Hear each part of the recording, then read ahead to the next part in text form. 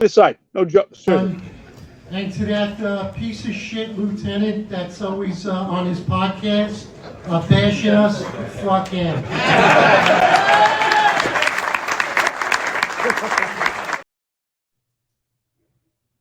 Outstanding. All right, everybody. Welcome to the show. I'm Eric Dim, most complained cop, NYPD. And along with me today is Sal Greco. Sal, you've been on this show a couple of times. You were wrongfully terminated by the NYPD. You have an amazing story. Your story has been told throughout the entire country right now. You've been going national. You've been on show to show. Also, John McCary, piece of shit, unemployed lieutenant. John, who's the founder and the co-host to this podcast at New York's finest retired unfiltered podcast, is unavailable today. But John and I both support you. And, like I said, we're big supporters of you. So, Sal, let's talk about the hypocrisy that's going on with your case right now. I just want to sum this up real quick for the audience before we go ahead into this. Sal Greco was wrongfully terminated for his friendship with Roger Stone. According to the New York City Patrol Guide, you are not supposed to reasonably engage with someone that you know is involved in criminal activity or likely to engage, which to this day, I'm not really sure exactly what that means. However, Roger Stone, which is your friend, you've admitted to it, that he's your friend. Roger Stone was convicted. However, he was pardoned. So it's been my argument, in my opinion, that Roger Stone is no longer a criminal for that reason. He has the right to vote and he can purchase a firearm. Sal Greco was wrongfully terminated. It was said that he was doing uncompensated security, which, again, we don't know. But Sal was befriended Roger Stone. He's admitted to it. He's never shied away from it. And he agrees that that did violate the New York City Patrol Guide. However, other people who have done this as well have received different discipline. So it's not been fair and equitable. So let's start out and let's talk about Mayor Adams' role in this. I know there's an excerpt that you want to read. Let's start with that. Well, thank you, Eric, for having me on the show again. It's an honor to be here. It's nice that I'm talking to you, and I know there's cops that either liked me and didn't like me watching as well. So just so you understand, my case is, you just stated with the reasonably, you wrongfully, knowingly associated with someone you reasonably believe to engage in criminal activity, okay? Just for the record here, right here in an article on the city.nyc, right here in the excerpt, the first time was 1995 when Adams traveled with several other NYPD cops to Indiana to escort boxer Mike Tyson from prison after he'd served time for rape. Internal Affairs looked into whether Adams had violated a patrol guide rule barring cops from associating with a person reasonably believed to be engaged in, likely to engage in, or have engaged in criminal activities. So this is him now, Eric Adams, in an interview. Adams said he'd been asked to accompany Tyson by a former mentor of the boxer from Brooklyn. The mentor asked me, can we go with Tyson on his release to make sure he gets home correctly? Speak with him after being out as law enforcement officers about how to turn his life around. Although Adams was certainly aware that he was escorting a convicted felon, he questioned whether that activity qualified as a violation of the patrol guide. This is Adams. Quote, associating with a known felon, you sit down, you're having activities with them. It's not being around a known felon, he said. Quote, many people in law enforcement, particularly if you come from a high crime community, people, you have brothers in the criminal justice system, end quote. He added, quote, I was never brought up on any official charges, end quote. How does that work? I mean, I'm hearing the mayor's words when he was on the NYPD. Can you explain this to me, Eric? What did you just say there? Well, let's first start out by saying this, okay? I'm a big fan of Mike Tyson. So, Mike, if you actually watch his show, which I hope you do, I'm a big fan of Tyson. I mean, he was a talented boxer, an amazing athlete. I mean, even myself, paying for pay-per-views years ago, I mean, if it went for 30 seconds to box a match, you were lucky. It was over and done with. However, what we are talking about here is not whether we like him or not. We're talking about the hypocrisy. That if Mayor Adams was in this particular situation as yourself, which actually I believe his is even deeper because he's actually admitting to doing compensated security. He's actually working and he's associating with a known criminal. Yeah, exactly. Who's been publicized. And you, on the other hand, have a friendship with Roger Stone, who was pardoned, which means he doesn't have a criminal history. And why this is extremely problematic is Mayor Adams is now the one in charge and arguably the co-captain, which I have coined him as the co-captain commissioner of the New York City Police Department. And we know it as Commissioner Sewell had just stepped down. So now that Commissioner Sewell has stepped down from the New York City Police Department, where does that put you right now? And what are your thoughts on that? Well, I've always believed, Eric, it was basically here, and as we're hearing reports from the New York Post and the New York Daily News, this was always a commissioner by committee.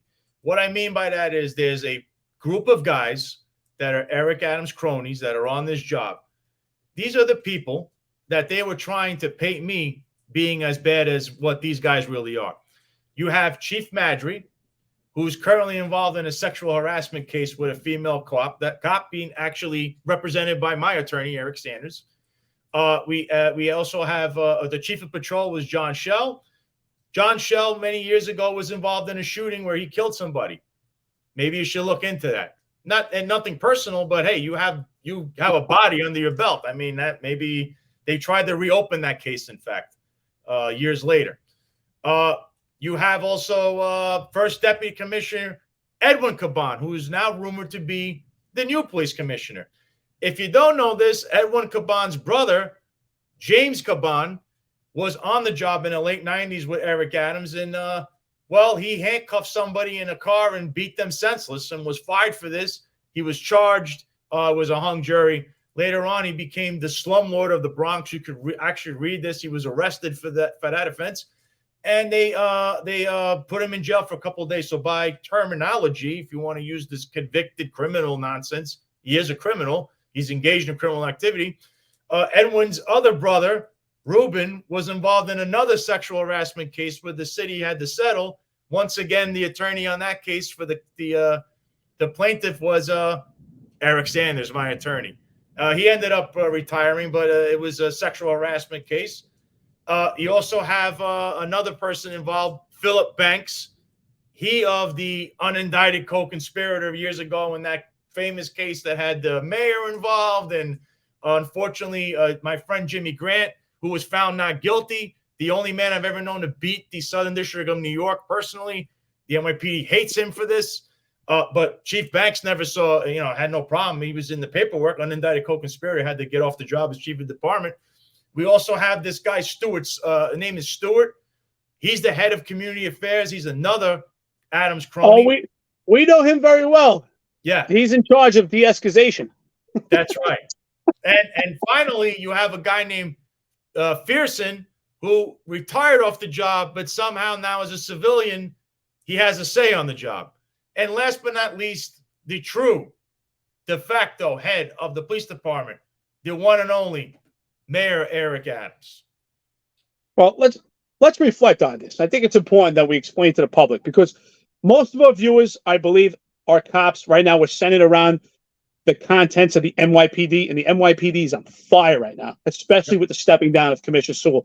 I mean, this is a pinnacle moment in history here where the rumor was spread for a long time that Mayor Adams and Philip Banks are the co-captains, the commissioners of the New York City Police Department. Correct. And the truth has finally come out. Thank God, because Commissioner Sewell actually had the balls, much more than her predecessors, Shea, O'Neill, and Bratton, to step up and stand on moral principles. So here's the de facto. Here's the problem right now for the New York City Police Department. Sal Greco was terminated for having a potential criminal association relationship. If that is true, then no one could take part in the position of police commissioner because there are no exceptions to this rule.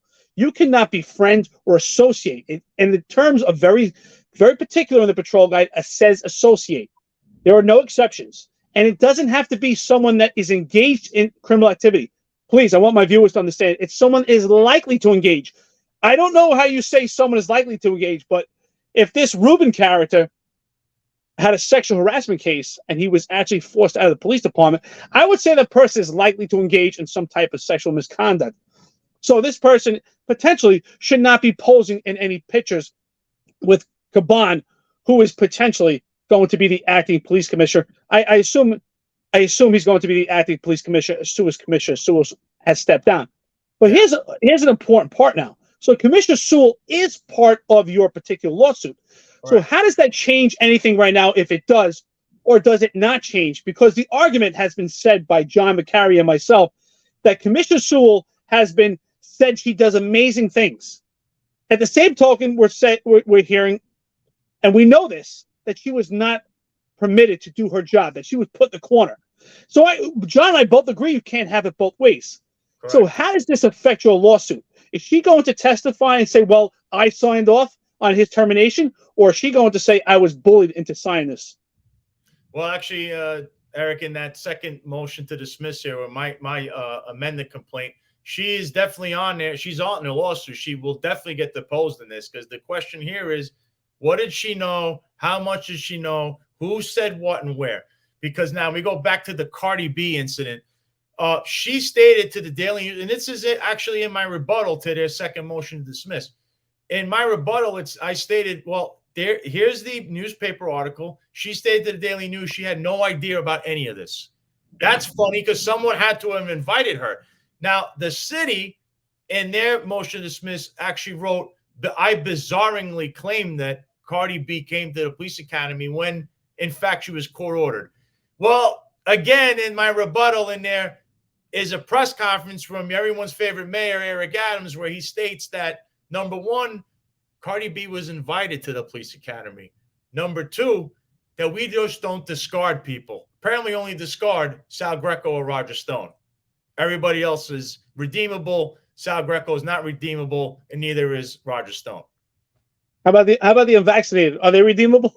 Yeah, well, you got to ask him, because apparently they're not redeemable either, and they won't settle that lawsuit, and they're just trying to screw those cops over and over again. Well, let's also reflect on this. Let's keep in mind. So, I've been a huge advocate for getting the information out and opening the eyes of the cops about the disciplinary matrix. Yep. John and I have been on a crusade to explain the disciplinary matrix and expose the nonsense that goes on with this document. And you and I would just talk about this offline. And I had always thought about this. When I originally saw that document, I said to myself, wow, how can her predecessor, former Commissioner Shea, actually want this document? Right? Because we have an automatic penalty, which can be substantially higher, but then there's a mitigating factor, and then there's aggravating factors. But then it dawned on me over time, and I realized it's actually brilliant. And John and I exposed one in particular that they changed, right? So if you commit an act of offensive language, the presumptive penalty is 20 days. So I break it down like this. It's almost like you're in two classes of people. The rich people, which are the people that have nepotism on the job, they get the mitigating factors. The poor people on the job, which get the aggravating factors, are people like Sal Greco that don't have ties to the right people on the job, or they're an alpha male and they're white and they're aligned with Donald Trump because of his friendship with Roger Stone. And that's what they utilize to terminate you. That's the difference between you and Adams. Adams got to pass. If Adams was faced with the discipline matrix right now, he should be terminated. The entire police department should be terminated right now. The routine patrol enforcement of the New York City Police Department, the ideology is associated with criminals every day. We have violence interrupters who get paid a substantial salary that associate with police officers to go out and potentially interrupt violence, who have criminal pasts that are far worse than even Mike Tyson. Far worse than pasts, right? And they get paid a substantial salary. And also the Neighborhood Coordination Officer Program that was initiated by Bill Bratton, who was a weak predecessor to Commissioner Sewell. That program enables cops to associate with criminals on a daily basis when they go to community meetings and take Twitter photos with criminals, buttering up to them to have a community relationship. Sal Greco was wrongfully terminated. This story is important. So now here we are with Commissioner Sewell. And it's in my opinion that she's going to say that she was bullied into this, because the real commissioners are Adams and Banks. Now they're in a position where they can't put anyone as the police commissioner. You need the most perfect human being. People have to understand, especially our viewers out there right now that are not cops. Yeah.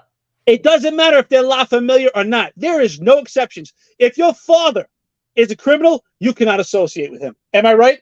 Yeah, the rule has no exceptions to it. It doesn't say anything about a court order. It doesn't say anything about community affairs. It doesn't say if he's your brother, your sister, if it's familial, not familial. political. That's what it states. So everyone should be terminated. So we go back to my amended complaint. Under their terminology from their own commissioner trials, which is not even a real judge constituted there, Paul Gamble, he stated that my relationship with Roger Stone is detrimental to the police department and I must be terminated for this reason. So under that terminology, the commissioner should have been terminated for allowing this Cardi B incident to occur where 400 plus recruits plus every cop that worked in the police academy that day, including the janitor, was hobnobbing with Cardi B. But there's more because Eric Adams is the only person that could terminate this police commissioner. So now we go back to Ed Caban. There is a picture from a few weeks ago that they went to an event where Ed Caban is sitting there. He's standing next to Eric Adams with his brother James. James, once again, I've referenced to it. He has a case. He's a criminal. By the book, he's a criminal. So if Eric Adams is either promoting this man, the police commissioner, or keeping him around as a police commissioner, well, Eric, you will be on the stand and you will be sued personally for this and you will be deposed. You know why? Explain to us how one police commissioner, who you are the only one that can fire her, you're not firing for the Cardi B incident. And now you have Ed Caban, whose brother is a criminal and whose other brother is questionably doing criminal acts, and you're promoting him. So you're okaying the idea of your top dog can associate with people that are likely or have engaged in criminal activity. So why'd you terminate me? There could be only one standard, Eric. And I mean, your own words that you believe that this is not, you're not really hanging with a felon. Eric, explain yourself to me. Otherwise, well, not to me, explain yourself to one of my lawyer questions you understand, because I can't wait for this. Well, that's what's so problematic about this disciplinary matrix, which I've been so adamant and expressive about, is you just said, what is the standard, right? And that's what I'm saying. What is the standard here? Well, I tell you the standard. The standard is if you're Sal Greco and you're over 6 feet tall and you're a handsome white alpha male and you align with Donald Trump, the standard is to use aggravating factors against you. And you have an unblemished career for 14 years. You were out there getting medals. You were out there doing police work. And yet the aggravating factors was your experience, your time on the job that was utilized to weaponize against you to have you terminated. Correct. That's the downfall of the discipline matrix. However, if your name was Richard Shea, the mitigating factors could have been used against you, and it would have been a nominal fee. When I say nominal fee of some punitive measure, and you would have still been on the job. And I think it's important that we talk something here. I think this is, again, we talked about this offline. I am not an attorney. However, I will say this. I think the biggest part of your case is the fact that when you receive charges, administrative charges for the New York City Police Department, for your actions that caused you to be terminated, you were still out there in full duty with a firearm and a gun belt, still making arrests and still testifying in court. What are your thoughts on that? It's funny you mentioned that, Eric, because I had a case. I went to court. It was in early 2022, right before my Soviet show trial in the department room. So I had a case from a prior DOE from 2019, and the defense tried to raise, well, Mr. Greco was in all these newspaper articles and January 6th and all this nonsense. And the judge right away struck it down and said, well, Mr. Greco here, he's still employed. He still has his firearm. They didn't suspend him. They haven't modified him. All you have is this claim and there's all these articles. They go, this will proceed. I testified. And once again, another guilty verdict because I've never lost in court. So if I'm such a bad guy, Eric, why was I allowed to continue and expected to write summonses and make arrests and be the good old cop in the street if I'm some kind of, I don't know, right-wing extremist with ties to Donald Trump and Roger Stone? You tell me. Well, I think this is going to be quite interesting, especially if Donald Trump actually, gets elected the president. This would really be quite interesting, particularly in your case. I mean, it's a total political witch hunt. I mean, this is completely an injustice to yourself, an injustice to your career. I think this is an insult to Roger Stone. I think it's an insult to Donald Trump. As far as I'm concerned, like I said, the research I've done on a pardon means they actually been completely forgiven. Again, he could vote and he could get a firearm. So this is not criminal association by anything. But again, I said this many times, and I believe that they just had a bag of tricks. They threw everything at you, and whatever stuck is what they went with. Well, this thing of uncompensated security, right? Uncompensated security. And just this uncompensated security, armed, uncompensated security nonsense. Just for the record, right now, Mr. Ed Caban, your first deputy commissioner, soon to be police commissioner, acting commissioner, He's associating with his brother who has a record and he has his firearm on him. Therefore, he's his uncompensated security. Do you see how ridiculous that is? It's just a catch-all. It's just uncompensated security means nothing. You walk outside with your firearm, you could be anybody's uncompensated security. Joe could claim that Officer John is Jack's uncompensated security. Why? Because he's walking down the street with him. He has his firearm. It doesn't make any sense. What does that even mean? No one could even wrap their head around it. And then, of course, there were the misleading statements, right? So, Eric, misleading statements was, Mr. Greco, are you Roger Stone security? No, I'm not. They wrote it down as if I was lying. First of all, we're going to go back to Mr. Orenstein, who's the investigator in this case. Right now, he's in a second lawsuit. The two brothers, the Nieves brothers, it was in the Daily News. These guys were locked up for some bogus prostitution ring and brought to a federal court, okay? They paraded these guys around. At the time, gutless James O'Neill, another useless suit on the job, was police commissioner. He was up there making all these statements that we have to prosecute these guys, made a big deal about it. Who was in charge of the investigation? This guy, Sergeant Orenstein, one of the most corrupt guys I've ever seen. He makes Serpico would have a good case against this guy. So Orenstein, what he did was there was a wiretap. He wiretapped these guys because he was investigating them for months. In this wiretap, what he did was he was listening in the entire time, which, you know, Eric, you have to go on and off. You can't just listen in for as long as you want. While he was doing this, he picked up a conversation. Now, he's not Spanish. They're speaking Spanish. So I'll give you an instance. So he's saying that they said they wanted to hire 2 prostitutes for this birthday party. In reality, what they were saying in Spanish was, I want to hire a dancer for the birthday party, which is 100% legal. Mr. Orenstein perjured himself in front of the stand. He should be arrested. And here's the double standard. Mr. Orenstein perjured himself in the federal courtroom. Why is he not charged? Why is he not handcuffed? My friend Roger Stone allegedly lied about Russian collusion didn't exist, and he said he lied to Congress. They wanted to give him 7 to 9 years and put him through a whole trial that cost him millions of dollars. 2-tier justice system. Now, fast forward, Mr. Orenstein. Now they've rewarded him by giving him my case. In my case, what does he do? First, he looks through my phone records illegally. What he does is he gets some fugazi subpoena. It's an administrative subpoena, not a real subpoena, because you have to go to a real judge. So he gets this fugazi subpoena and writes narcotics. How does he do that? One of the people he's claiming I'm friends with, that I'm associating with, that I'm pictured with, he knows this person and runs their name in a system, and he pulls up their sealed record. Sealed record is, of course, Eric, somebody gets arrested. They either do their time or make a plea deal or whatever the case is. When the case is closed, you can no longer look at it. The only way you could access this is you must go to a judge and ask the judge, can I please unseal this for whatever the case is? No, Mr. Orenstein can't go to the judge and say, I want to look at this person's case and unseal it and access his record, this person's records, because Sal Greco is a friend of Roger Stone. They'll get laughed at. What did he do? He just went in the computer, which recently there was a court order. The court order states you can't do this. He went in the computer and just pulled up this person's mugshot along with other people that are involved, puts it in my file and says, here you go. With this person's mugshot, they were involved in narcotics 15 years ago. Therefore, Sal Greco is guilty of this. Boom, there's your fake subpoena, your fugazi subpoena. How do you get a case like this? You access sealed records and used it to warrant your fugazi subpoena. Mr. Orenstein, who perjured himself, he perjured himself again here, because at my trial, Mr. Orenstein stated, well, Mr. Greco was never involved in narcotics. I never suspected that. So then why'd you do all of that? This guy's a dirty cop. I don't know how he's still on the job. FBI, if you're listening, why are you not handcuffing this guy? I understand you hate Donald Trump and all his supporters. This guy's committing real felonies and he has a gun in his shield. That's a scary thought. Well, I think it's really important that we talk about all these parameters that have happened to you and the mindset you had to go through this, because I tell you, I'm extremely proud of you. I know John is. We really support you. You've been around nationally on different talk shows, different podcasts, getting this word out there. It's so important because your word is the word of every cop. Every cop could be you.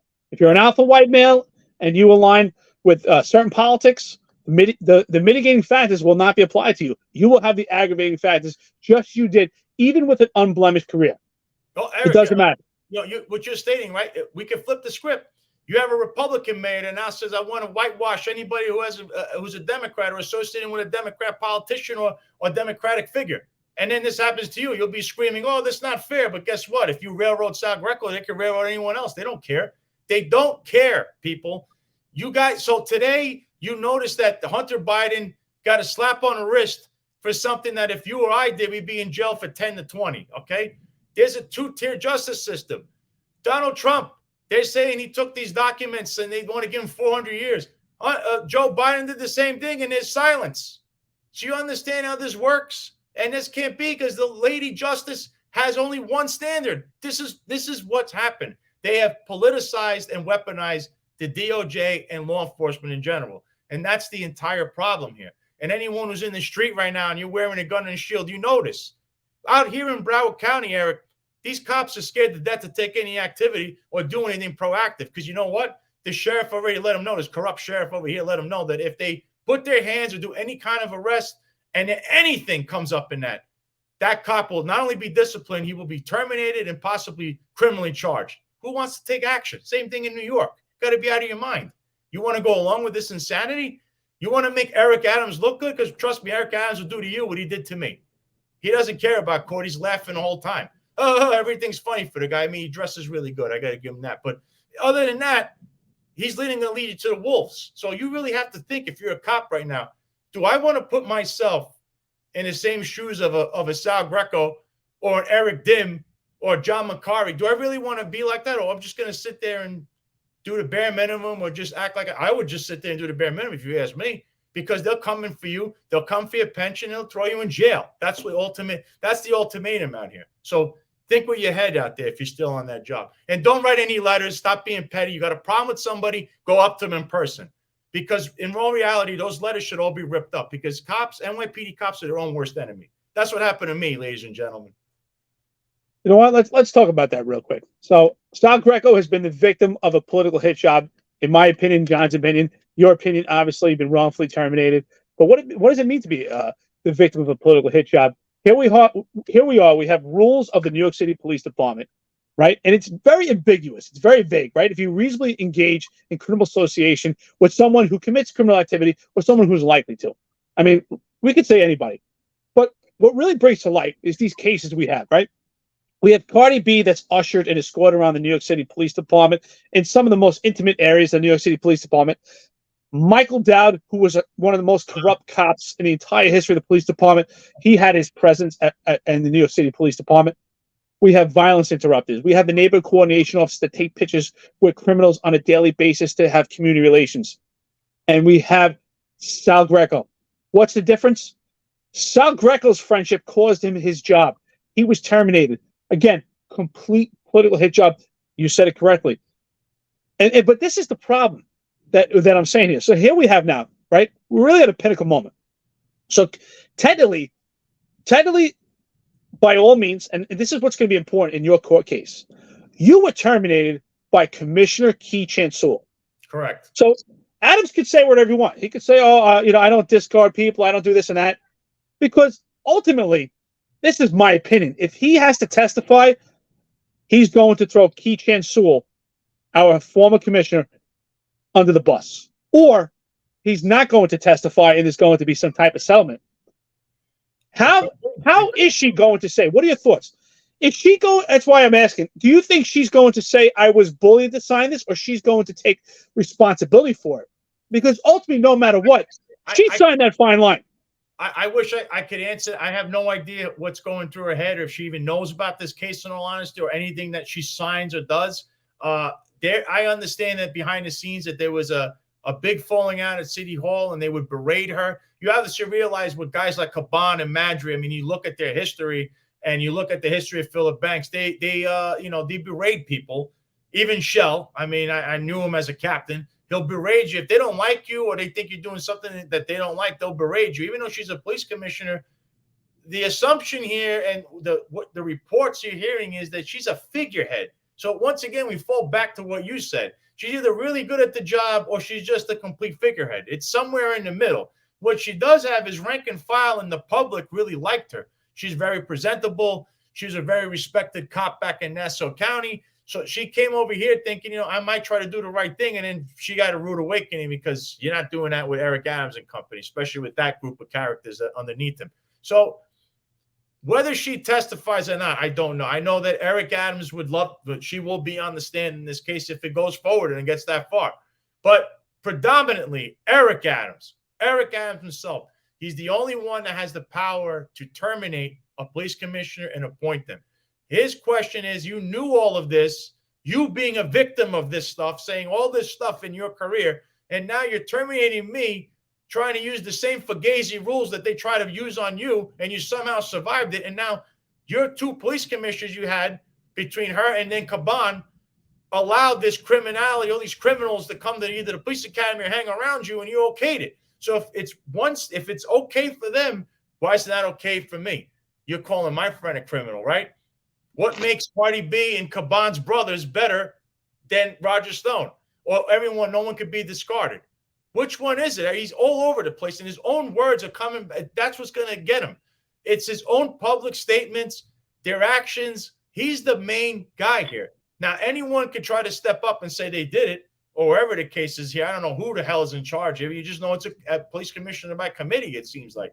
So, I think that sometimes Sewell's office might get a call from, let's say, whoever it is, one of these characters, and say, well, on authority of the mayor, and then say whatever. And what are you going to say? Even if you're the police commissioner, you work in that office.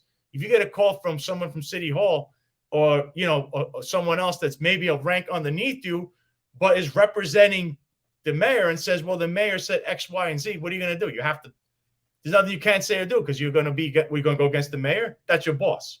So this kind of stuff may have happened behind the scenes. I'm just throwing hypotheticals. I'm not too sure. I just understand that, one, she's definitely leaving if she resigned.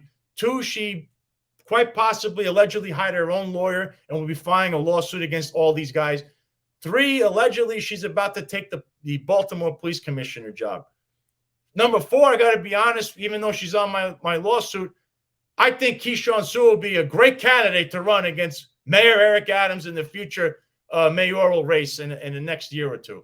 By the way, it's not my idea. Actually, Roger came up with that one, so I don't want to take credit for that. Roger's wife. I tell you what, if that was the case, she's got my vote on that one. From what I know so far, just her stepping down and standing in the face of adversity, she's got my vote.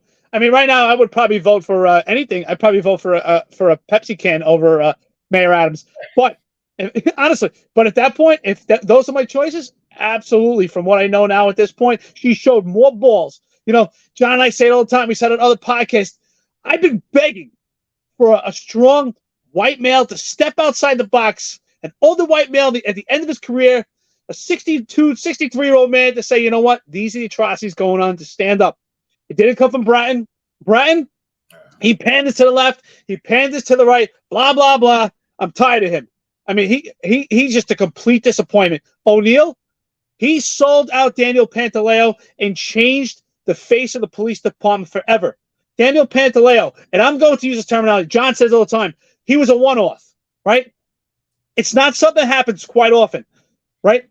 Oh. Daniel Pantaleo was one of 7 to ever be terminated as a result of the Civilian Complaint Review Board. Did you know that? 1 of 7. He's not going to be a one-off anymore. That is going to be regular terminology because of the disciplinary matrix. Again, it's the exception by former Commissioner Dermot Shea, who had 0 balls in comparison to Commissioner Sewell. Well, so here we are. What's that? No, you mentioned Daniel Pantaleo. I want to throw this out there. I mean, I don't know if people know this. Please do. I mentioned this on another podcast.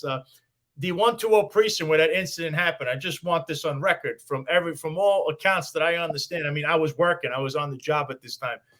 There was a call that was made to the 120 precinct. It was either Mr. Philip Banks or once a person in his office called and said, we have a problem. There's somebody selling Lucy's in front of that store. Well, we don't have a conditions team. That's who a conditions team would go and handle that. No, they only had a crime team working, and they basically said, look, the crime team better go there. Are you going to deny the chief of department call and saying, I don't have a date? You have to send whatever the hell the guy says, or else everyone's going to get transferred in the next 24 hours. I mean, you understand this job better than anybody. That's how this works. So Chief Banks at the time made this call. All this chaos ensued after, and guess whose fingerprints are no longer on this and ever mentioned again? Philip Banks. Now, if there was a federal civil trial that was supposed to happen, this would have all came out through subpoenas, through eyewitness testimonies and testimonies from people that were working that day, all the way in the 120 precinct, all the way up to the CO and above, whoever inspector, whoever called this in. It came from that office. There will never be a record of this. Once again, Philip Banks, the unindicted co-conspirator, always sneaking on by. At this point, Sal, I want to give you some rapid-fire questions, where I just want you to give me a responsive yes or no, and I'll tell you why. Your story is fantastic. It's so important that every cop hears a story, and it's important that the entire nation hears a story of what political influence could happen to someone in your position, how you could just completely, your entire career in your life, your whole life changed in seconds, because the amount of time that from your administrative charges to your termination was quite quick compared to most cases that I've seen in my career. And we don't see that often, termination. In your case, it was very quick, especially with someone with an unblemished career. Now, it's my opinion, okay? Discipline is supposed to be fair and equal. That's what we read in leadership books and about discipline, especially Colin Powell, other books like that I've read. So I'd say this, in order for you to be terminated, your actions have to be the same or worse than those in the police department that are higher than you. So, have you ever been accused or charged with sexual harassment? No. No. Have you ever been accused of a crime prior to? No. Other than this nonsense that they Prior, wrote prior to the Roger Stone incident. A civil war, whatever the hell that meant.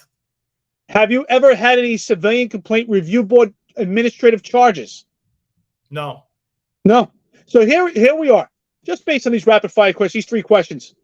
You have an unblemished career. The reason why I mention these is because our first deputy commissioner has had a civilian complaint against him. And I actually put a tweet out with this. I thought it was really in poor taste by the city, the paper, to put out a title. I thought it was completely insulting to Abner Louima and his family that the title obviously was to get followers and likes and people to read it, and said that the first deputy commissioner was had a Abner Louima type of threat towards someone. I thought it was completely in poor taste. I don't agree with him being the first deputy commissioner, but I thought that was a poor taste. But here you are. You never had that type of accusation. You've never been accused of a crime. Madry has a sketchy past. He's got a very shady past. The first step command does. Adams has a sketchy past. Philip Banks. So all the people that are surrounding Adams right now at the top upper echelon of the police department have a sketchy past, by far worse than you, and yet you were terminated. What can you say on that for the public? It's real simple. It's strictly it's a bias here. It's a political bias. Everything they defrauding the court with this court order nonsense. They call in the court. It was no court order. Otherwise, they would have produced it. It's clear cut. They have a problem with me. They have a problem with Roger Stone. They have a problem with Donald Trump.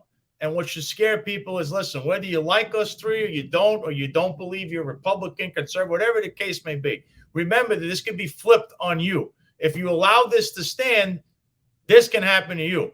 That is why I ask people to go to my website, and if you can contribute anything, it helps out. It's helpthisnYcop.com. I'm fighting an entire system. It's just me here. I don't see Pat Lynch sitting behind me. He ran away when he saw me. I don't see Lou Turco standing behind me.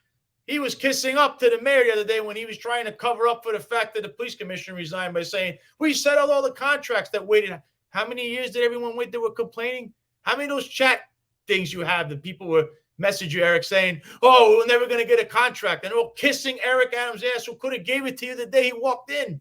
Well, cops are very nearsighted. It's so disappointing how all these unions could be such cucks when it comes to Mayor Adams, because before Mayor Adams was elected mayor, every one of these unions was talking trash how he was a zero of a cop, and now that he's the mayor, he's the best thing since sliced bread, and they're all on their knees just taking everything from Adams and putting him on this pedestal, and they all know they're full of shit. It's really disappointing. So, yeah, at what role let's say that. What role did the union play in this? What conversations did you have with them? What actions did they take or did they not take? What role? What could you say to the cops right now if they were in your situation? What should they expect from the union, or what happened to you, other than Pat Lynch just turning his back from you? In my opinion, with him turning his back, and it was very little conversation with them in the beginning. Oh, this is really nonsense. Nothing's going to happen to you. As time went on, you realize, your own delegates telling you, Sal, you're guilty of something. What I believe happened is that since it's a Soviet style show. Wait, hold on, stop right there. Yeah, I'm sorry, but your own delegates told you that you're guilty of something. Yeah, I was guilty. I was guilty of something. Shame on them. That's terrible. Unbelievable. Dealing with you vote for these guys, and then this is what you get. Meanwhile, the delegate himself, he was stealing time on. He did what this person did was he actually was doing paid detail and working at the same time, and got caught because an incident happened. But he'll never get terminated for that because he's he hangs out with the CO. You know how it works. So my advice to you is do what I did. I had the PBA attorney.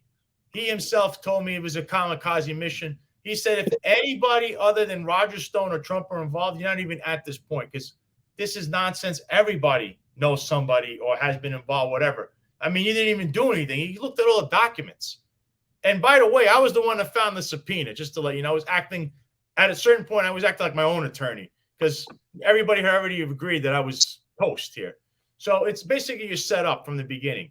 You're guilty. They're just going to railroad you through unless you play ball. So they offered me 60 days to a year. I didn't want to take it because I knew I didn't do anything wrong. Or number two, if you take that deal, you'll never find all this wonderful stuff in Discovery. So if I'm you right now, any cop out there, hire my attorney, Eric Sanders.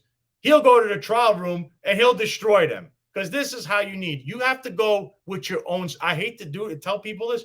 You need to maybe do what I'm doing and you open your own website and hopefully people will help you out. Get your own attorney. Do your own thing. I'm not a union guy. I mean, I'm a conservative. I used to be for unions. After this experience, you're better off on your own. Get your own attorney, and then you can fight your own battles because that's how you can win. Unions are not there. Either you're one of the union guys, meaning you're a buddy, you're a brother, you're a cousin, then they'll do everything for you. If you're just an average guy that works in a union, who are you? We'll sell this guy down the river. Who cares? I mean, that's how I feel. I mean, that's kind of how I personally felt about what happened with me, and I've seen it happen with other cops. But when you hire your own attorney, you have a much better chance.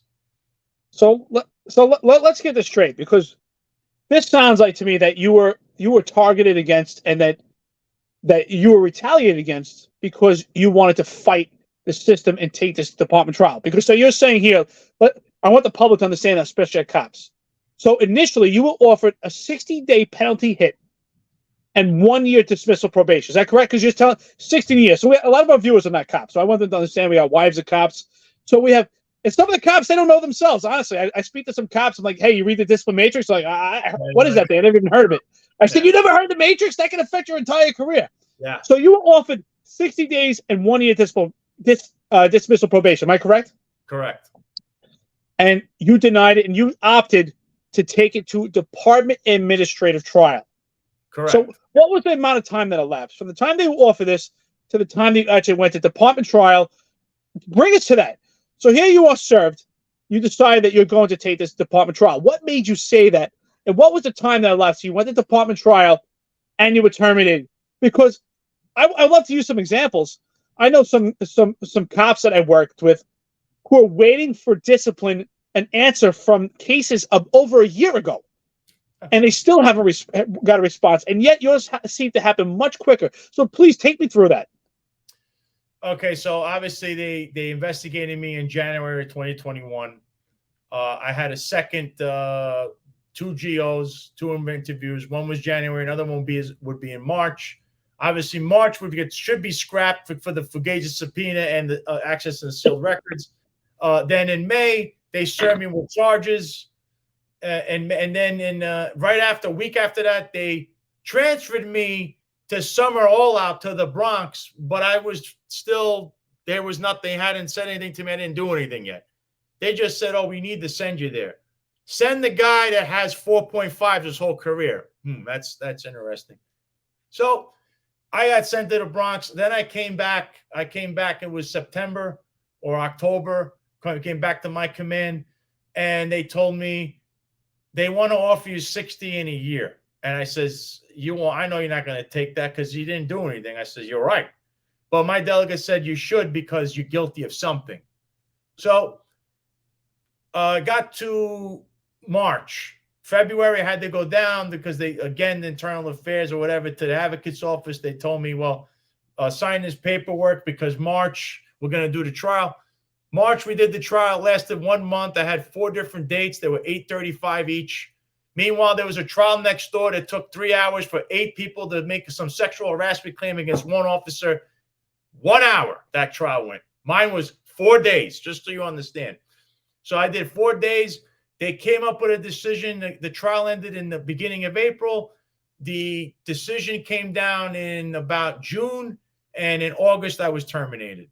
So from January 2021 to August 2022, that's the total time frame of everything that happened.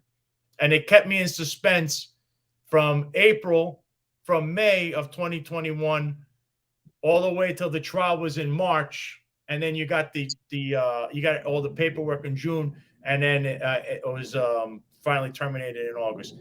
But Eric, in between, I had the January 6th committee, so I'm a special case. This is quite interesting. It's very interesting that the public understands the political hit job that was used against you, especially the way that disciplinary matrix was weaponized. Correct. I myself, I'm no stranger to the department trials, right? I had a department trial with the civilian complaint review board. I had 2 cases at one time in a particular case. One of them I was found not guilty, and one I was found guilty from the civilian complaint review board. However, what's important to understand is my case, I don't think is as serious as your case, because your case you were actually terminated. So in my case, the actual trial was about 5 days, but it took over a 6-month period. Oh my God. And after those 6 months, after those 6 months of the days being stretched out, after I received a decision by the administrative trial judge. So what the public understands is you go through the case, the administrative judge that oversees this case will make a decision. And it's a very lengthy report, completely thorough, all the information, the discovery from the entire case. This is a huge document. And usually the turnaround, they say, is expect 8 to 12 weeks. That's the turnaround. In your case, I would think that this would take even longer. For most people, it takes over a year. Just the job is bombarded with cases. We just don't have the manpower to handle it. And yet, in your case, your turnaround is about 12 weeks, and you were terminated. Actually, I think that the turnaround, what you said, is even less. So this is shocking, appalling. That just speaks volumes to me, and that says that you were already terminated from the start. When you made the decision to take this to administrative trial, you returned. Now, I think what's quite interesting, you said that your administrative trial judge was Paul Gamble. Is that correct? Correct. That was the same trial judge I had as well. That's quite interesting. But this was a complete political hit job, and you had zero chance. Absolutely. And what's also, in my opinion, if you would have accepted those, I think this is catch-22. I think if you would have accepted those 60 days and the dismissal probation, then the job would have terminated you during that year. It would have been very easy to find any error and had you terminated. So this was a lose-lose situation for you, Sal.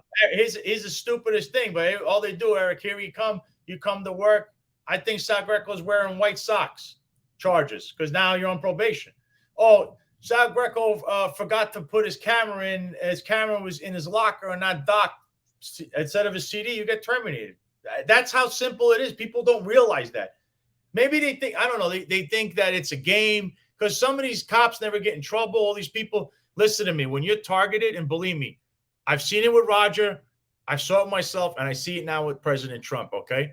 When they're targeting you, there is no escape other than if you actually try to stand up for yourself. And if you have friends, they'll stand up with you. But I notice a lot of cops, they run away because they're all a bunch of cowards. They talk a big game. They all want to play John Gotti, but they're all really Sammy Gravano, okay? That's your problem with everything. You have to stand up on your own 2 feet and be a man. If you're a woman, be Wonder Woman. Stand up on your own 2 feet and say, no, I'm not going to take this. You guys are wrong. If what they're trying to do is Marjorie, Banks, Caban, Stewart, Adams, they want to paint me to be exactly what they are. They're the ones that have a their record is got all kinds of things on there. They're all kind of shady developments. Eric Adams himself is still pictured with numerous people that have records. What do you have with me?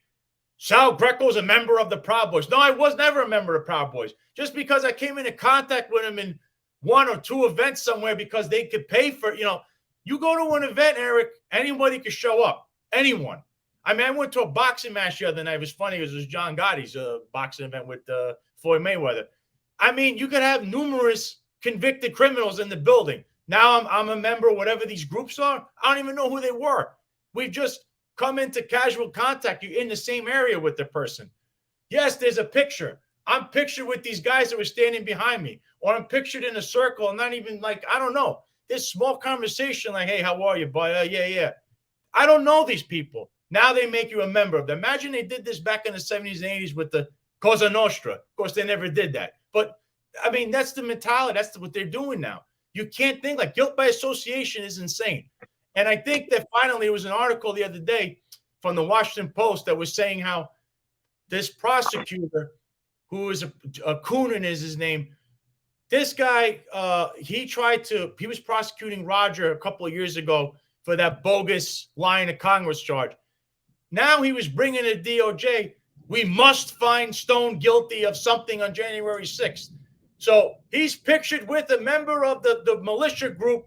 Therefore there's nothing. And someone in DOJ finally had the guts to stand up, and it says it in there and state, if we try to prosecute Mr. Stone, it's a guilt by association campaign. I mean, now you're going to this is the new level. If the Justice Department starts saying, Joe is pictured with John, therefore we're going to prosecute this guy, you better be very careful, because Ed Buck, who's a mega donor to the Democrat Party and who raped and murdered 2 gay black men in his house, is pictured with Adam Schiff. So is Adam Schiff going to be arrested for being a friend of Ed Buck? He's pictured with him all over the place, and he's a rapist convicted. He's in jail, or they kill, whatever it is. He was convicted. Are we going to say now he's guilty of this? Be very careful what kind of the road you're going down. The police department got away with it with this, but maybe not, because that's where we're in litigation. Honestly, at this point, especially with the way the New York City Police Department is being run by Mayor Eric Adams, with the violence interrupters make a substantial amount of salaries with, severe criminal records. This patrol guide procedure is going to have to be eradicated from the patrol guide, or just completely revamped, because I'm asking for that in my lawsuit. In fact, that's one of the things we need, is that needs to be stricken from the record completely. The real patrol guide procedure, Eric, should be, you can't associate with someone who's likely to have engaged, not likely, who has engaged in criminal activity, and in furtherance of this criminal activity, officer did so and so. Not, you're pictured with this guy, I don't like him, therefore we're going to terminate this guy. But, the first deputy commissioner and the regular all these guys can do whatever they want all day, and that's okay because it's all arbitrary. No, it doesn't work that way. There's only one standard. Eric Adams, you will answer for this. You will be on the stand. You will be deposed. You will be on my lawsuit, because you ultimately have the final say here. Well, let's highlight also, right? He had the conference, which you talked about, where he stood at the podium and said he does not discard people. That's right. And this was a knee-jerk reaction in response to the Cardi B case. So what's quite interesting to me is, I don't know if you could say, if you can't say, that's fine, but I'm going to ask you, because at the time, former Chief Juanita Holmes was at the center of this case, who paraded around Cardi B. She was associated with Cardi B, doing girl talk, which I think is absolutely insane. There's no disrespect to you, Cardi B. I think you're pretty cool, but we got to expose the hypocrisy that's going on here. That's and right. I'm sorry, you should be the last one doing girl talk. Let's be honest, right? That's not. Well, I got daughters. I don't want her doing girl talk. I'll say this. I have no ill will towards anyone I mentioned, whether Banks, Caban, his brothers. I don't really care what they do. I mean, they're cops or whatever. It is what it is.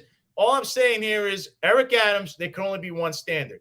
You cannot say that this is okay and that's not okay. Someone has to answer for this, because you know that you violated my constitutional rights.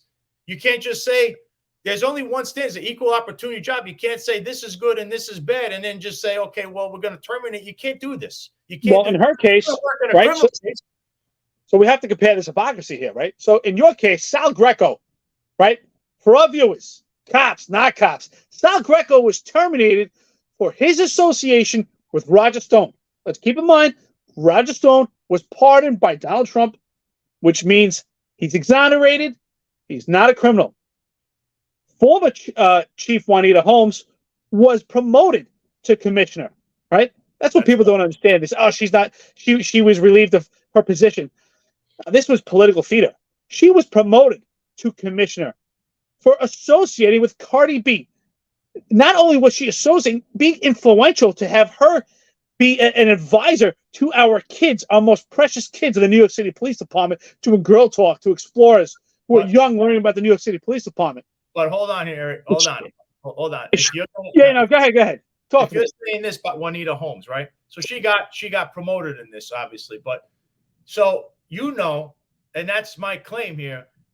Nothing happens at police department without the police commissioner's blessing. So if the police commissioner's statement is, I had no idea about this, then this goes back to Juanita Holmes can't make this decision. Who just did?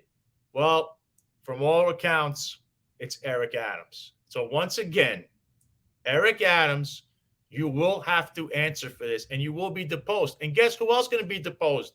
I have no ill will towards her either. Cardi B, guess what? You'll be in this case. You'll be deposed also, because there's a lot of questions that you can answer for us. You will know more than us about exactly who said and did what here, because all roads lead to Eric Adams. All roads. What about Commissioner Juanita Holmes? That's what I wanted to ask you. Is she going to be part of this lawsuit as well? That is correct. She will be deposed. She has to be deposed because she's the only one that can answer who authorized her to come to the police academy. Eric Adams himself stated that she was invited. The NYPD and the law department and the New York City have defrauded the court. They stated numerous times that she was court ordered. There is no court order. Eric Adams stated this in his press conference. Now, if everybody here is telling you different stories, you can clearly tell the city, the NYPD, the entire Adams administration is in an upheaval. The fire department chiefs are resigning. The NYPD people are leaving. You don't know who's in charge. Cops are resigning. Cops are leaving to go to different states. It's in an upheaval. His chief of staff abandoned him. His chief of staff left a few months ago. I don't know if you noticed that. Now he's taking a different quiet position where he's not going to get blamed for any of this political fodder that's going on. Because as a chief of staff, you'd be responsible for this nut because he's listening to all the wrong people. I mean, Eric has done this his whole career. And then, of course, Eric, who's his worst enemy, he's running around like he did with Project Veritas. I saw him take his jacket off. I mean, Eric, you're either upset or you're trying to intimidate this guy. I don't know what it is, but you obviously saw the street guy, Eric Adams, come out once you prod him with a couple of questions that he doesn't like. He's only good in that controlled environment. Even when the Post asks him questions, Eric is already, what are you asking me? Why are you asking me this? What, Eric, you're the mayor. You're a politician. You know better. He knows better, but he can't handle any kind of pressure. I don't know if anyone's realized this. And that's why, Eric, when you're on the stand with my attorney, we're all waiting for what you're going to say. We can't wait for you to get deposed. It's going to be magical day. It's a magical day when you're going to be up there answering for why this happened, why you're allowing Caban as your police commissioner, what the hell is actually going on in the police department. And by the way, Eric, you've had a list of people you hang out with, all these different felons. You're approving everyone underneath you in the police to hang around felons. So why'd you fire me? My friend's not even a felon. I'm just stating criminals. Criminals are felons, either or. Likely or have engaged in criminal activity, whatever that Fugazi rule says. You're going to answer that, Eric. You have to be deposed. The ball's in your court. That's a powerful message, and I think it's extremely impactful. And we actually have to understand this message because what people have to understand is when you agree to work for the New York City Police Department, you have a patrol guide. You also are also protected under Section 75A, which is your civil service rights as an employee of the New York City Police Department or any city agency. So whether we agree or not, these are the rules. That's why these rules have to be changed, because if Mayor Adams wants to play this game and change the rules when it fits him appropriately, then this has to be completely thrown out. And again, I think that he constantly proves your case. Why? Yep. Because he is who he is. Zebras don't change their stripes. Nope. You know, before Mayor Adams was the mayor, I heard rumors about him constantly. And I even saw him give a speech many years ago at the New York City College of Technology. Many years ago. I think it was maybe 2005. And back then, I heard the rumors about him. And to me, he just solidified who he is. And if anything, as we get older, our flaws don't get better. They just become more illuminated. And I think that's what's happening here. And I hate to say this term for people, but honestly, I just think the more that this case goes on, we see he keeps stepping on his own dick. And that's what's happening here. He keeps saying things that just substantiate your case even more. Yeah. Now, I have to be honest, okay? This procedure, I think, is absolutely ridiculous. I don't agree with this. I think people do deserve a second chance. John talks about how he was arrested. He got a second chance. People do make mistakes, and they learn from them. But this policy in there, what's that? I don't know if you noticed, Eric Adams himself was arrested when he was 14. Exactly. Exactly. He's about second opportunities, but I'm not even involved in any of this stuff, but I didn't have a second. I had nothing. I'm guilty by association. And that's what I was going to get to also, is that, you know, it says that someone's likely to engage in criminal activity. I don't know what that is. I mean, apparently, if I was on the job right now, I would be terminated for talking to you.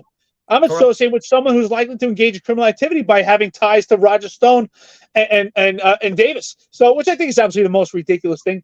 Absolutely. I think that I hate to say this, but now because President Trump was criminally charged, you are now going to get, brought up on charges if there's any pictures of you with President Trump, because he's likely to have engaged under this Fugazi rule. Do you see how crazy this sounds? And people who laugh and say anything, I want you to notice. Law enforcement in general, the FBI, the NYPD, which is the largest law enforcement organization in the entire world, this likely to have engaged in criminal activity. How do you think they get these Fugazi subpoenas criminally on people? Joe is pictured with John, so we have to look into John, because I don't know what that's about. Do you see how this works? So you can laugh. You can laugh and say, oh, he deserves it, whatever, until it's you. And then you can't do that to me, but you didn't say anything. You're sitting there watching us, but you're not in the fight. You're not out there in the street. You're not out there on the battlefield. I mean, I'm taking all the hits here. There's who else is around me? I know Roger's there. I know you're there. I know John's there. I don't see that many people trying to retweet things that you just think, oh, well, it's a police case. No, it's not a police case. It's a case about all of you out there, all of America. Because what they're going to do is they're going to continue to weaponize law enforcement against the people. Doesn't matter if it's internal for the cop that works for you or the federal agent that works for your agency, and then it's external. We got away with this on our own, so let's apply this to the regular guy. That's how this works. It's a power structure. Law enforcement is a step below politics. The politician tells the law enforcement which way they're going to go, even though you're supposed to be down the middle and not be judged by these people. But apparently you are. So people need to really start looking into this case and wake up. And whatever happens to me, whether I fail or I succeed, be very cautious, because next up will be you. And then we'll see if anybody's coming to your aid when you're crying and you're saying, oh, why nobody cares about me? I mean, I pray every night, Eric.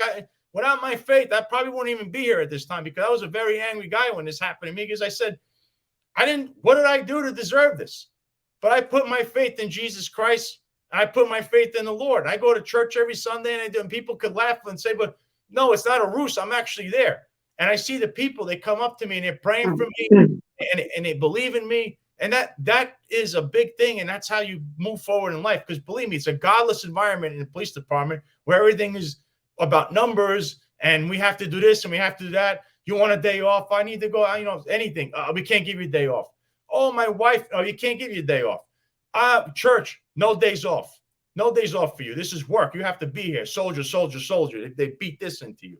And that's not how life is in reality. I mean, in all honesty, Eric, ever since I'm not in the police department, I've become a civilized human being. When I was in the police department, it was almost like a different person. I was very much like this, because that's what they teach you. You just lose sense of everything and think, you're always looking over your shoulder. You're always thinking like a cop. It's still in me, but not as much. We'll say now it's more of a relaxed environment. Well, let's talk about that. I think it's important what you're saying. I've been saying this constantly. I actually say this every day. And I talk to my cops. They're still important to me, even though I'm retired. I talk to them all the time, and I tell them, stop with this ideology. I used to hear from the perps. I want to start with that. The perps, the older guys, the guys around my age in their 40s, the guys that did time already, they would say, listen, I try to talk to these kids out there, and they don't listen. They all think it won't happen to me. Everyone thinks they're smarter than the generation before them. Yeah. And it's the same thing with the cops. The cops always say, it won't happen to me. You know what? There was a time you could say that, right? When the discipline matrix wasn't there and there wasn't all these political hit jobs. If you were out there doing intrusive police work, you could say, you know what? Eric Dim, he's doing intrusive police work. He's got to cool down with that. Forget the proactive police work. It's different. But now, you go to a 911 call, and you may be unlucky that day and go to a call that you didn't pick. And that's why I say right now, shame on all these executives right now, because the executives that we see right now, none of them could survive if they were doing police work in this environment.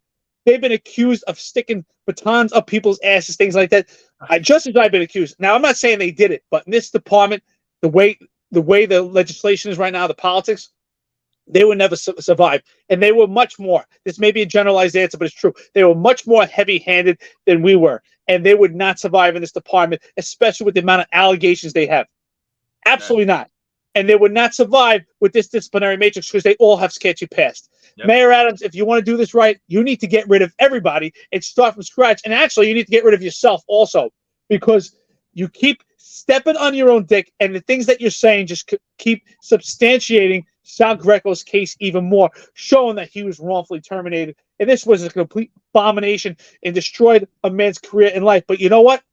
I support you. John supports you. You have a lot of supporters out there, because what you're doing out there is you're showing perseverance. You're fighting. You're showing the warrior spirit. I can't be proud of you. You should be proud of yourself. You know what? Yes, and things like this, your first thing is anger, there's frustration, and then there's acceptance. But now you've passed that, and you got the warrior spirit, and you're fighting back. And you're not just fighting for Sal Greco.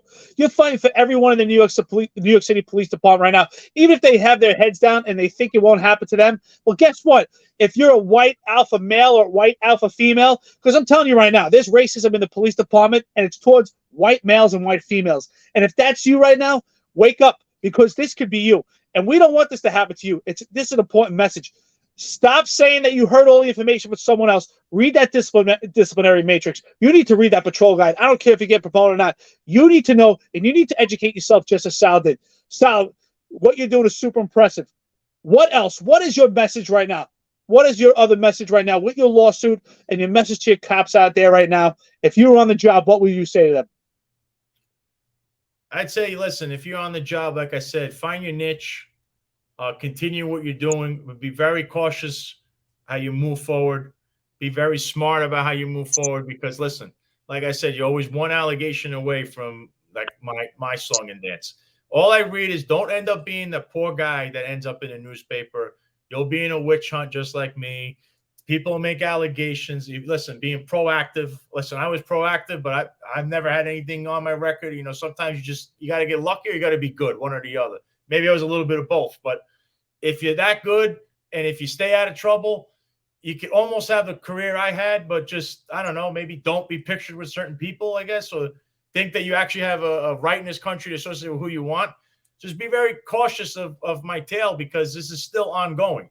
And I wouldn't even say if there's racism in or whatever. I'd say more, there's a lot of political bias, because believe me, whether you're African-American or you're a white Italian or, you're if you voted for Donald Trump or you're a conservative or you voice this, be very careful, because the guy next to you, he might take offense to this. And next thing you know, it's as if you murdered somebody. Because look, you can be at a dinner table with your family. Everything's great. And then you go, I saw Trump on and you watch the faces drop, because not everyone's going to be a Trump guy. And then you're going to see how people change. I don't know what it is, because it was never like this. Eric, I remember I wasn't a fan of George Bush and I wasn't a fan of Bill Clinton, but heck, my friends who did vote for him or whatever, we didn't like the guy, but then we're like, let's go have an espresso together. Let's go play. Let's go to the gym. We'll play racquetball. I don't know what happened along the way, but if you keep listening to Fox News and CNN and all these other propaganda networks, you're going to lose your mind. Take a step back, look at everything, read a book, scroll on your phone, watch sports, just take a minute and just go out with your family, with your kids, go run, do 10 miles like I do sometimes. Go run 10 miles. You'll feel better and you'll realize that life is beautiful if you make it beautiful. But like I said, there's always the dark entities hanging out in the back in the shadows. So just keep that in mind if you're out in the street. Because remember, I say the worst person is not the perp in the street or the people in the street. That cop that's standing next to you, he's the one that's going to write the letter because he's envious of you. That's ridiculous. And Eric, I know about the people that go to the bar and then call up internal affairs and say, Officer so, I don't know, because that's what they are. A lot of people have an alcohol problem. I never had this.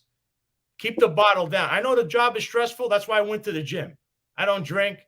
It's so rare when I drink. You won't even know. It could be here and there at best. And I didn't even do it where I did at home. I went 6, 7, 8, 9 years without even having a sip of alcohol. So I'm telling you this from experience. Stay away from that stuff.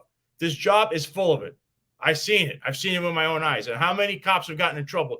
Which, by the way, you're wrongfully or knowingly associating with someone who's likely to have engaged in criminal activity if they were convicted of DWI and are still in uniform.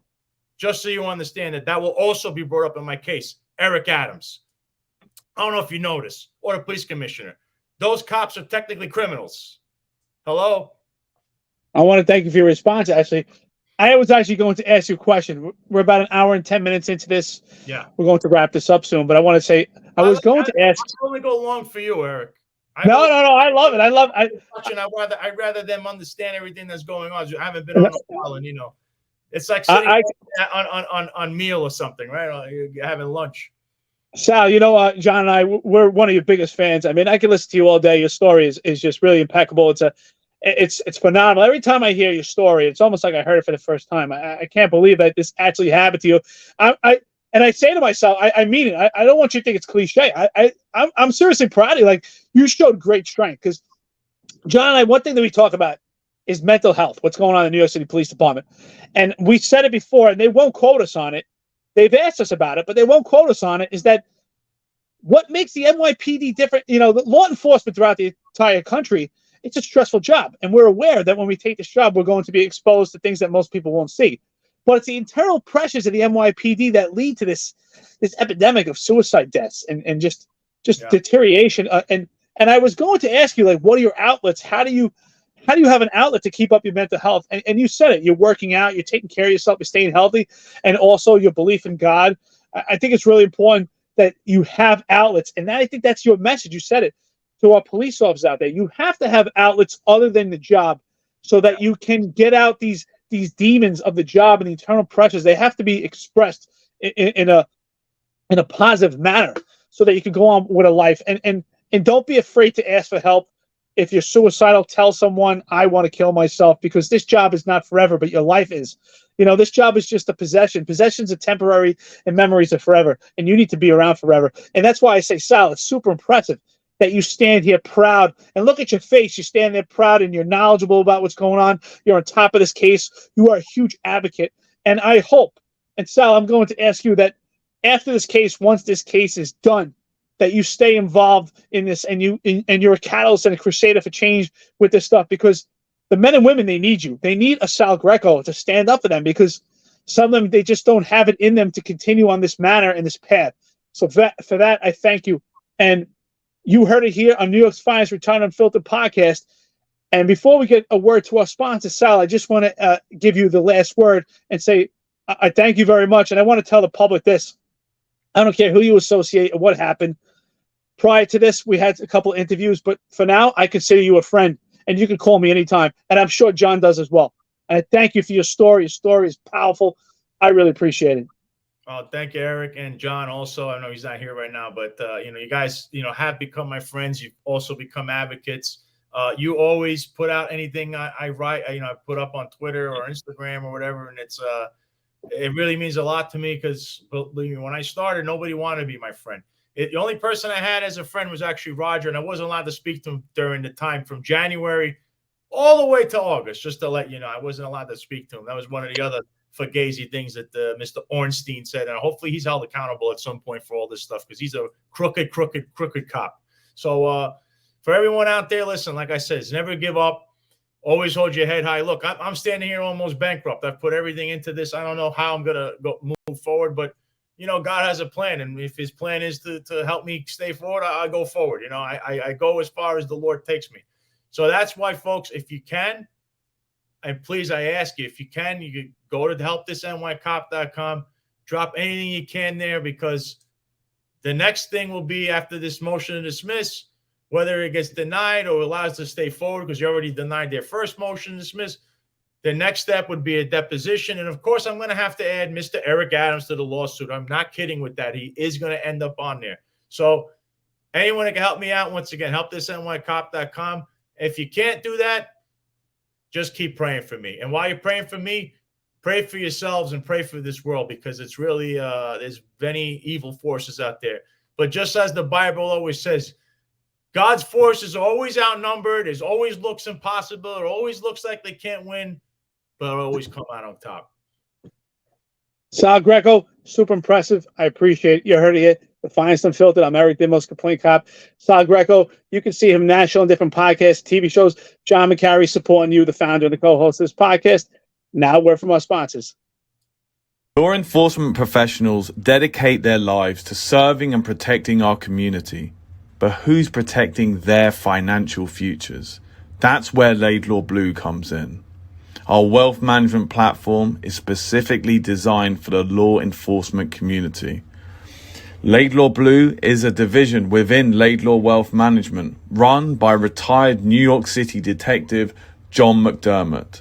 His status as a retired detective uniquely positions him to establish a deep connection between Laidlaw Blue and the law enforcement community.